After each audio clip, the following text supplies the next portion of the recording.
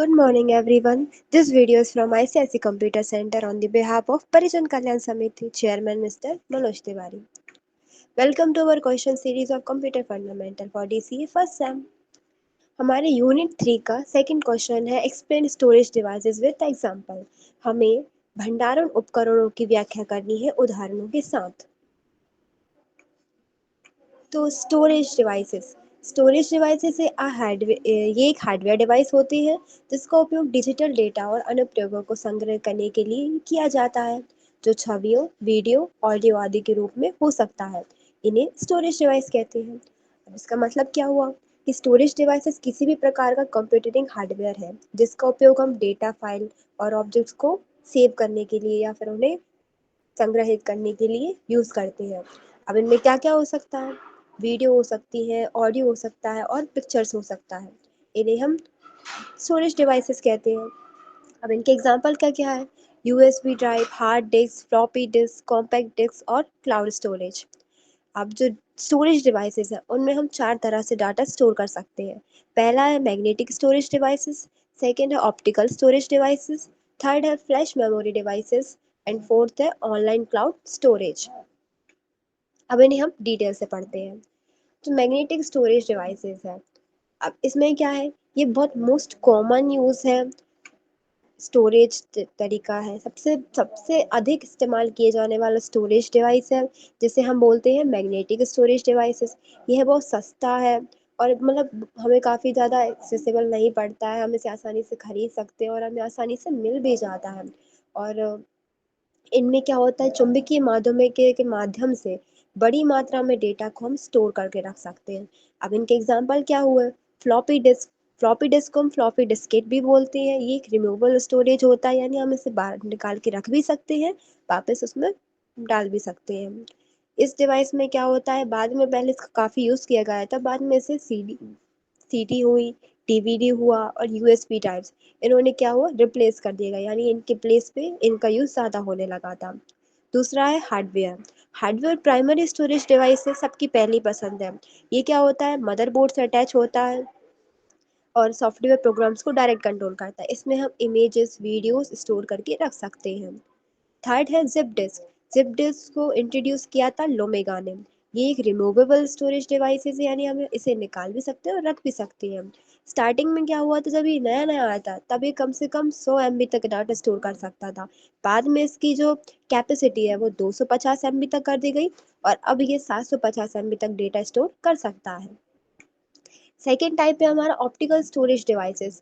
ये जो डिवाइसेस होते हैं ना, इनमें डेटा का पता लगाने और स्टोर करने के लिए हमें लेज़र और रोशनी का उपयोग करना पड़ता है।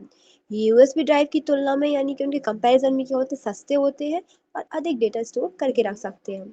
अब इनके एग्जांपल्स में क्या आते हैं? CD ROM. सीडी रोम का फुल फॉर्म होता है compact disk read only memory. अब इसमें क्या होता है, ये एक एक्सटर्नल डिवाइसेस होता है, इसमें हम डेटा स्टोर करके रख सकते हैं। ऑडियो के फॉर्म में भी हो सकता है और सॉफ्टवेयर डाटा के फॉर्म में भी हो सकता है, निकाल भी सकते हैं और रख भी सकते हैं। सेकेंड है डीवीडी। डीवीडी का फुल फॉर्म होता है डिजिटल वर्सेटाइल डिस्क। ये एक दूसरा टाइप होता है ऑप्टिकल स्टोरेज डिवाइसेस को।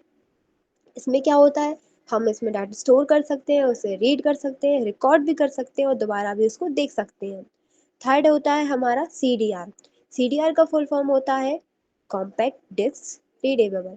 इसमें क्या होता है, ये रीडेबल होती है, यानी हम इसे दोबारा चला के देख सकते हैं। इसमें फोटोसिंथेसिस ऑर्गेनिक डाई यूज होती है जो कि डाटा को रिकॉर्ड करती है और उसे स्टोर करके रखती है। थर्ड टाइप है हमारा फ्लैश मेमोरी डिवाइस। ये इस टाइप का डिवाइस है जो आजकल बहुत ज़्यादा यूज़ हो रहा है। ये जो चारों डिवाइसेस के टाइप है, इनमें से सबसे ज़्यादा यूज़ होने वाला है फ्लैश मेमोरी डिवाइस। इस डिवाइस में क्या होता है, मैग्नेटिक और ऑप्टिकल स्टोरेज दोनों डिवाइसेस की जगह ले ली है।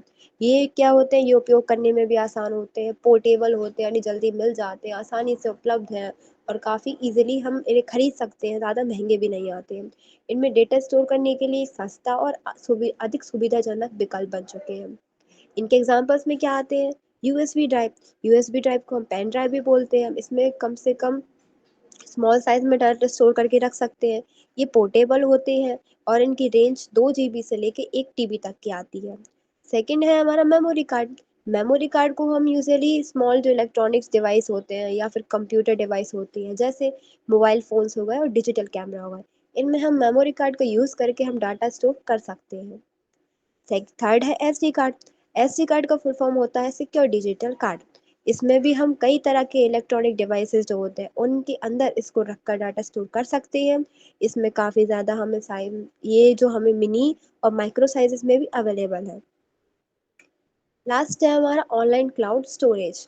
ऑनलाइन क्लाउड स्टोरेज में क्या होता है कि ऑनलाइन क्लाउड स्टोरेज एक ऐसा इलास्टिक है जिसका अर्थ क्या होता है कि मांग के साथ इसको बड़ा या हम कम घटा सकते हैं। यानी हमें जितना चाहिए उतना हम इसे कम कर सकते हैं और ज़्यादा कर सकते हैं हमारी सुविधा के अकॉर्डिंग। यानी कि आप केवल इसके लिए भुगतान करते हैं जिसका आप इस्तेमाल करते हैं। ये क्या होता है, संगठनों के लिए एक डेटा को सुरक्षित रूप से ऑनलाइन सहेजने का एक बेस्ट तरीका है, ताकि इसे अनुमति के साथ किसी भी लोकेशन से किसी भी समय एक्सेस किया जा सकता है। अब क्लाउड कंप्यूटिंग शब्द का उपयोग इंटरनेट पर उपयोगकर्ताओं के लिए उपलब्ध डेटा का केंद्र का वर्णन करने के लिए किया जाता है, जहां वे अपने डेटाबेस और फाइलों को सहेज कर यानी स्टोर करके रख सकते हैं। इस डेटा को इंटरनेट पर कभी भी और कहीं भी अपन आसानी से एक्सेस कर सकते हैं। डेटा स्टोर करने के लिए एक सामान्य मोड बन चुका है। यूजुअली सब फ़ोन में ज़्यादा सेव करते हैं। सबसे बड़े या सबसे छोटे कंप्यूटराइज्ड डिवाइस को अपने डेटा फाइलों को बचाने के लिए ऑनलाइन क्लाउड स्टोरेज का उपयोग कर सकते हैं। ये विकल्प फ़ोन में भी उपलब्ध है, जहाँ हमारी फाइल और डेटा को बैकअप हम अवेलेबल रहता है और हम उसे मैनेज कर सकते हैं।